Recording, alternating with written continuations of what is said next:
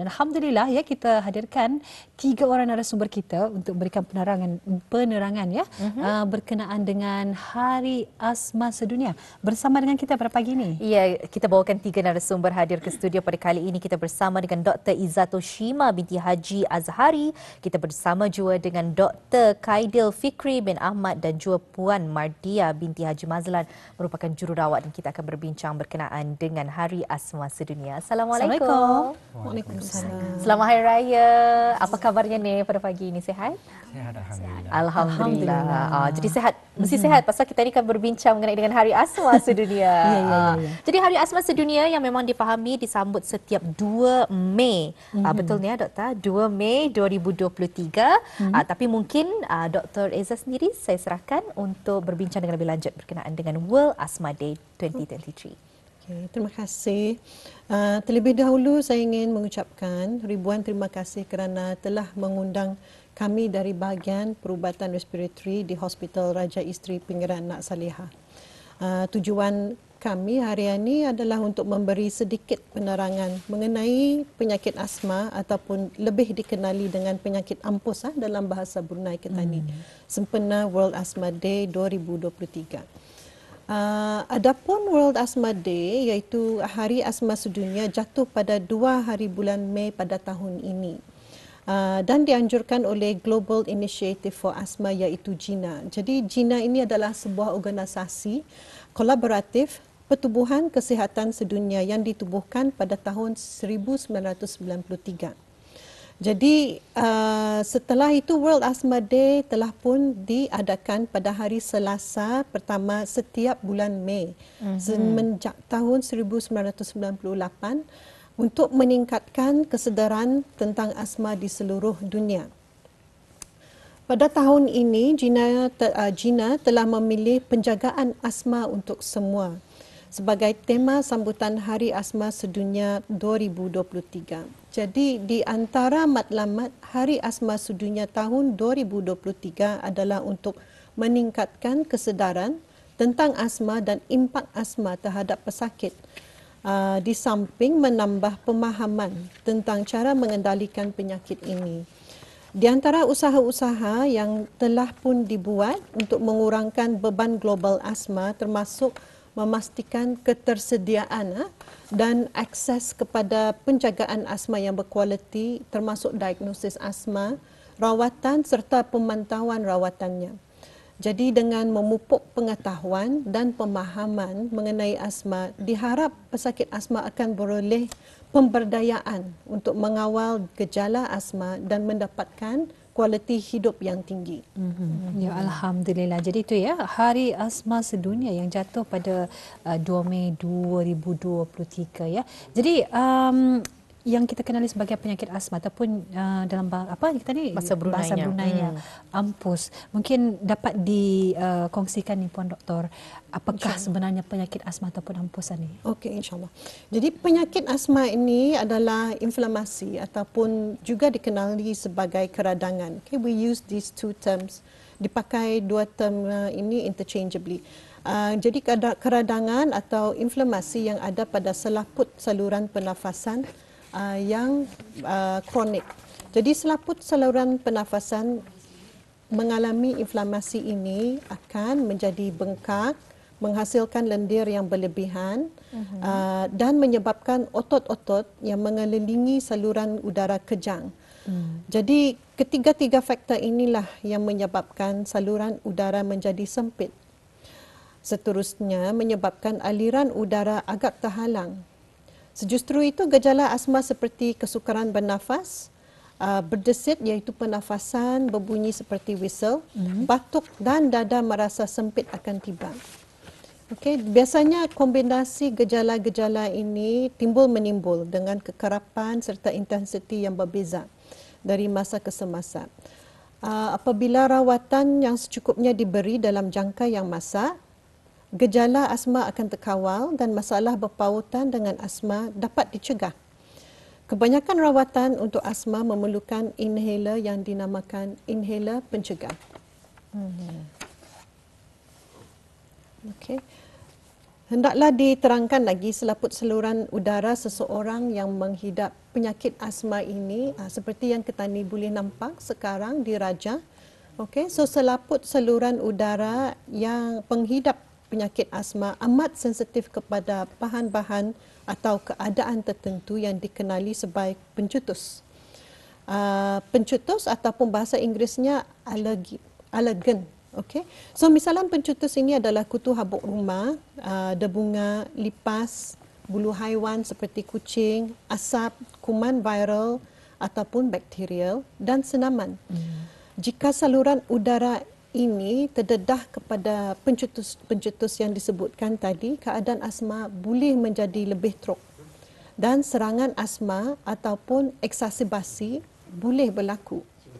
Jadi apabila serangan asma terjadi, aliran udara tu memang terhalang dalam paru-paru sehingga membawakan kesesakan nafas yang mudarat.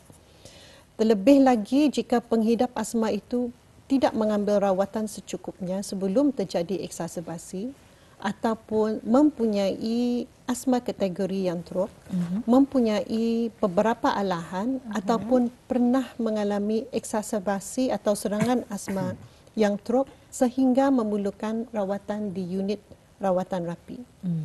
Jadi apabila serangan asma ataupun exacerbasi asma terjadi, rawatan tambahan dengan ubat bertelan, kadang-kadang injek dan juga ubat sedut melalui inhaler atau mesin nebulizer diperlukan. Dalam situasi macam mana, inhaler yang diperlukan adalah inhaler pelega cepat. Jadi Puan Doktor sendiri mengongsikan di antara cara untuk mengendalikan asma itu adalah melalui ubat sedut iaitu inhaler ataupun mesin nebulizer. Jadi apa jenis-jenis inhaler yang ada ni Puan Doktor? Mungkin dapat dikongsikan? Boleh insyaAllah. Secara amnya terdapat dua jenis inhaler. Satu jenis inhaler pelega cepat yang telah pun disebut dan inhaler pencegah. Inhaler pelega cepat digunakan ketika perlu saja untuk memberi kelegaan apabila gejala pernafasan seperti kesesakan nafas atau dada merasa sempit dan muncul dengan tiba-tiba. Kadang-kala inhaler ini juga digunakan sebelum bermula senaman jika disarankan oleh doktor. Inhaler pelega berfungsi untuk melibarkan kembali saluran pernafasan yang sempit. Dengan cara melonggarkan otot-otot kejang yang ada pada keliling saluran pernafasan. Jadi saluran udara pernafasan membuka aliran udara serta menuju serta kembali dari paru-paru akan lebih lancar. Jadi penggunaan inhaler ini adalah ketika exacerbasi asma yang teruk sedang berlaku. Inhaler pencegah pula digunakan untuk merawat penyakit keradangan selaput saluran udara. Okey, so penyakit keradangan selaput saluran udara inilah yang menyebabkan penyakit asma. Okey, dan inhaler pencegah inilah rawatannya untuk menghalang exacerbasi asma dari berlaku. Okey, ianya juga digunakan untuk menghadkan perkembangan penyakit asma. Ubat inhaler pencegah haruslah dipakai setiap hari seperti yang dinasihatkan oleh doktor, termasuklah jika pesakit itu merasa sihat. Ya, Alhamdulillah. Jadi kita telah mengetahui beberapa jenis inhaler yang telah dikongsikan sebentar tadi. Jadi Puan Doktor boleh menerangkan apakah peranan doktor dan juga jururawat di bahagian perubatan respiratori ini? Doktor dan jururawat di bahagian perubatan respiratory mempunyai peranan yang khusus pada pesakit asma. Di antaranya adalah untuk memberikan pengetahuan mendalam mengenai penyakit asma termasuk cara-cara mengelak pencetus. Keduanya untuk menilai kawalan asma secara objektif serta subjektif. Ketiga, kami ingin memberikan nasihat mengenai cara pengawalan pesakit asma. Seterusnya memberikan tunjuk ajar cara pemakaian ubat sedut dan dalam segolongan pesakit-pesakit bagaimana mengendalikan exacerbasi ketika berada di rumah, or what we call written asthma action plan. Jadi di sini pada pagi ini kami telah menyediakan jenis-jenis inhaler yang terdapat di klinik kesihatan kerajaan. Dr. Kaidil Fikri Ahmad, who is pegawai perubah pelatih bersama Mardiah Mazlan, jururawat respiratory, akan menunjukkan cara-cara penggunaannya. Baiklah, silakan. Silakan Puan Mardiah. Bentuk inhaler ada beberapa jenis, termasuk metered dose inhaler, MDI. MDI menggunakan air chamber, turbohaler dan AccuHaler. Teknik penggunaan inhaler yang betul adalah juga sangat penting bagi memastikan keberkesanan rawatan. Cara penggunaan metered dose inhaler adalah pesakit dimestikan duduk atau berdiri dalam keadaan tegak. Berdiri maksudnya? Berdiri. Okey. So, step pertama, buka penutup mouthpiece MDI. Pegang MDI secara posisi menegak. Goncang selama 10 saat bagi memastikan kandungan kanister bercampur. Hembus napas keluar dengan perlahan. Dan masukkan corong mouthpiece ke dalam mulut dan bibir dirapatkan. Tekan kanister dan tarik nafas dalam secara serentak. Tahan nafas kurang-kurangnya selama 10 saat. Keluarkan MDI dari mulut dan hembus nafas keluar. Tutup semula penutup corong inhaler, berkumur-kumur setelah menggunakan inhaler. Sekiranya order pesakit menggunakan lebih daripada satu jenis MDI inhaler, adalah dipastikan untuk mengambil penjarakan dalam masa 5 minit. Bagi pesakit yang mempunyai koordinasi yang kurang memuaskan, penggunaan spacer atau air chamber akan dapat memudahkan penggunaan inhaler MDI. So, cara penggunaan MDI inhaler dengan air chamber. Pesakit hendaklah duduk atau berdiri dengan tegak. Sebelum memasang spacer, hendaklah goncangkan dulu MDI selama 10 saat. Kemudian letak spacer dekat MDI atau berdiri tegak. Face mask air chamber hendaklah diletakkan di bahagian muka pesakit sehingga menutup seluruh hidung dan dagu. Tekan inhaler MDI ke bawah bagi melepaskan satu dos ubat. Pesakit hendaklah menyedut dengan 5 kali pernafasan biasa. So, selepas 5 kali pernafasan biasa, dikeluarkanlah dari mulut. So, seterusnya adalah cara penggunaan turbohaler. Pesakit hendaklah berdiri atau duduk secara tegak. Tanggalkan penutup turbohaler dan pegang turbohaler secara menegak. Putar pemegang ke kanan dan ke kiri sehingga berbunyi klik. Hembus nafas keluar dan pastikan nafas tidak dihembus ke arah turbohaler. Masukkan corong ke dalam mulut dan rapatkan bibir. Tarik nafas dan sedut ubat melalui mulut dengan kuat dan tahan nafas sekurang-kurangnya 10 saat. 1, 2, 3. Ada kira. Keluarkan corong dari mulut. Sebelum menghembus nafas, tutup turbohaler dengan penutup dan simpan di tempat yang kemas dan kering. Sebelum itu mesti berkumur-kumurlah selepas menggunakan inhaler. Seterusnya, cara penggunaan AccuHaler. Pesakit dimestikan berdiri tegak atau duduk dengan tegak. Pegang AccuHaler dengan meletakkan ibu jari pada pemegang. Buka penutup AccuHaler dengan menolak pemegang dengan ibu jari ke arah kanan sehingga mendengar bunyi klik. Hembus nafas, masukkan corong ke dalam mulut dan rapatkan bibir. Sedut ubat dan tarik nafas serentak dengan kuat dan dalam. Tahan nafas sekurang-kurangnya selama 10 saat. Keluarkan inhaler dari mulut dan tutup semula exhaler dan pastikan mesti berkumur-kumur lah selepas penggunaan inhaler. Jadi semua itu telah pun didemonstrasikan oleh jururawat kita, Puan Mardia dan Dr. Khairil sendiri. Beza-beza inhaler tu, maksudnya ada penggunaan spesifik untuk sekiranya macam mana? Kenapa dia berbeza banyak-banyak tu?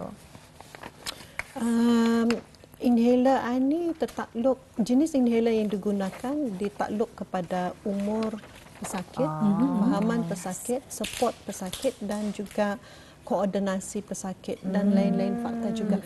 Jadi apabila ditentukan satu jenis rawatan inhaler, akan kami lihat teknik penggunaan inhaler yang mana satu lebih senang dan mudah bagi pesakit atau keluarga pesakit. Okay. Sebab itulah macam tertanya-tanya kenapa ada banyak macam untuk siapa ada jenis-jenisnya. Jadi mungkin kita boleh ada sesi soal jawab bersama dengan pegawai perubatan pelatih kita Dr. Khairil Fikri. Mungkin dapat ditanyakan ni doktor, kalau orang asma ni kenapa orang selalu ada serangan asma ni doktor? Okey, itu soalan yang bagus sebab memang ramai yang datang ke hospital disebabkan serangan asma. Jadi ada beberapa faktor yang boleh menyebabkan terjadinya serangan asma ataupun exacerbasi asma seperti yang dikatakan oleh Dr. Izzatul tadi. Pertama sekali apabila pesakit asma tersebut menggunakan inhaler dengan menggunakan teknik yang tidak betul.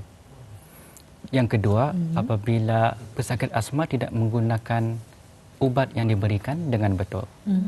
Yang ketiga, apabila pesakit tersebut terdedah kepada pencetus seperti debunga ataupun kutu habuk atau lipas. Dan yang keempat, apabila ada jangkitan kuman. Jadi itu beberapa faktor yang boleh menyebabkan terjadinya serangan asma yang kerap. Ya, Alhamdulillah. Jadi memang banyak juga antara soalan-soalan yang lazim sering ditanyakan. Katanya, bolehkah asma ni sembuh katanya? Mungkin dapat dikongsikan ni doktor. Ya, jadi buat masa ni belum lagi ada ubat yang boleh menyembuhkan asma. Jadi apa yang kita ni mahukan ialah asma yang terkawal. Dan alhamdulillah dengan adanya ubat yang diberikan, jika digunakan dengan konsisten dan dengan betul, maka penyakit asma itu boleh dikawal dengan baik. Jadi kalau situasi contoh, saya penghidap asma, tapi saya sihat sudah, tidak lagi ada asma. Perlu kita tetap menggunakan ubat asma ataupun mengambil ubat asma ni? Macam mana doktor? Ya, jadi walaupun pesakit asma itu merasa sehat, pesakit asma itu mesti terus menggunakan rawatan asma yang diberikan. Walaupun merasa sehat dan walaupun mereka merasakan yang mereka tidak lagi memerlukan rawatan asma. Sebabnya apabila pesakit asma itu tidak lagi menggunakan, maka ia boleh menyebabkan situasi di mana asma itu tidak terkawal dan itu boleh menjejaskan kegiatan atau aktiviti seharian mereka. Dan pada masa yang sama, ataupun boleh juga menyebabkan kerosakan yang tetap kepada paru-paru mereka dan ini akan meninggikan risiko serangan asma yang parah. Ya, Alhamdulillah. Jadi kalau bagi mereka mungkin ada di antaranya penonton kita di luar sana yang ada menghidap asma ataupun ampusan ya doktora. Jadi mungkin bolehkah mereka ni bersenam walaupun bersedurangan ni ada menghidap ampus ataupun asma ni doktor? Bersenam ni adalah aktiviti yang baik dan kami sarankan semua orang untuk bersenam. Dan walaupun kita atau penonton ada asma, mereka tetap boleh bersenam. Tetapi sekiranya ketika bersenam itu mereka merasakan simptom, contohnya sesak napas ataupun batuk-batuk, itu bermakna yang kawalan asma mereka itu tidak cukup. Dan apabila ini terjadi, mereka disarankan untuk bertemu dengan doktor. Dan ini adalah tindakan awal yang baik untuk mencegah serangan asma yang memerlukan rawatan kecemasan. Faham.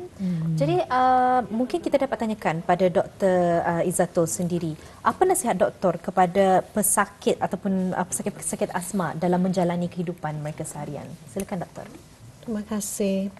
Saya ingin menyarankan kepada pesakit asma supaya mengamalkan rawatan asma mereka secara konsisten dan dengan betul seperti yang telah dinasihatkan oleh doktor walaupun mereka telah pun merasa sihat. Jika mereka merasa yang mereka tidak lagi perlu meneruskan rawatan mereka, haruslah berjumpa dengan doktor terlebih dahulu untuk membincangkan langkah-langkah atau rawatan seterusnya. Bagi pesakit yang merasakan rawatan penyakit asma mereka kurang berkesan, juga hendaklah berjumpa dengan doktor untuk mendapatkan pertamanya penilaian rawatan serta rawatan pengawalan yang lebih optimal dan lebih berkesan. Jadi tindakan awal sebegini boleh mengelakkan serangan asma yang teruk yang memerlukan rawatan kecemasan. Alhamdulillah, hampir semua kes asma boleh dikawal dengan berkesan menggunakan rawatan yang tersedia dan membolehkan pesakit-pesakit asma menjalankan kegiatan seharian yang normal. Tapi ini hanya dapat dicapai jika pesakit menghadiri perjanjian dengan doktor mereka dan mengambil bahagian dalam rawatan mereka.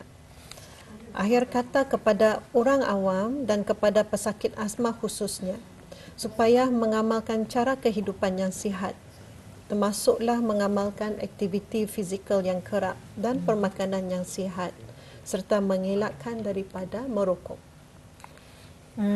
Jadi itulah sedikit sebanyak rumusan dan kata-kata nasihat daripada Dr. Izzatul Shimas sendiri. Terima kasih Doktor. Sama-sama. Terima kasih Dr. Khaidil. Terima kasih Puan Mardia sudi datang ke Rampai Pagi untuk kita berbincang mengenai dengan Hari Asma Sedunia ini. InsyaAllah kita bersua lagi dalam kesempatan. Assalamualaikum. Waalaikumsalam.